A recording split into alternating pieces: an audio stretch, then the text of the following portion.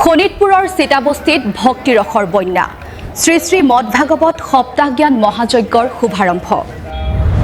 বিশ্ব শান্তিৰ কামনাৰে আৰু পৰিয়াল তথা গাঁওবাসীৰ কুশলাৰ্থে অঞ্চলটোত আৰম্ভ হৈছে শ্ৰী শ্ৰী মঠ ভাগৱত সপ্তাহ জ্ঞান মহাযজ্ঞ শোণিতপুৰৰ চিতাবস্তিৰ নিবাসী ৰামচৰণ চেত্ৰী আৰু তেওঁৰ পৰিয়ালবৰ্গৰ উদ্যোগত আয়োজন কৰা হৈছে এই বিশেষ ভাগৱত পাঠ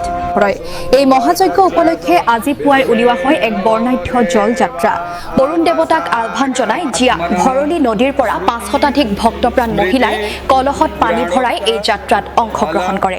এই পবিত্ৰ অনুষ্ঠানত উপস্থিত থাকি ধৰ্মালোচনাত ভাগ ল'বলৈ আৰু কথা শ্ৰৱণ কৰিবলৈ সকলো ৰাইজকে বিনম্ৰ অনুৰোধ জনাইছে ইয়াৰ দ্বাৰা গোটেই আমাৰ উপস্থিত ৰাজখনৰ শ্ৰদ্ধালু সবক ৰাধে ৰাধে জনাইছোঁ আজিৰ পৰা মোৰ এইটো নিবাস স্থান চিতাবস্তিত আপোনাৰ 7 দিনীয়া ভাগৱত পাঠ আৰম্ভ কৰা হৈছে আজি আপোনাৰ বৰুণ আহ্বান আজি জল যাত্ৰা হ'ব কালিৰ পৰা আপোনাৰ আমাৰ গুৰু শ্ৰী আচাৰ্য দেৱ আচাৰ্য মুখবাণীৰ পৰা আপুনি প্ৰবচন শুনিব পাব আৰু তাৰ লগতে আমাৰ ভজনতলী শ্ৰী চক্ৰপাণী সাপকোটাৰ মধুৰ ধ্বনি আপুনি মানে ভজন শুনিব আমি এই চিতাবস্তিত আমাৰ কমৰ খানদানৰ মাননীয় শ্ৰীযুত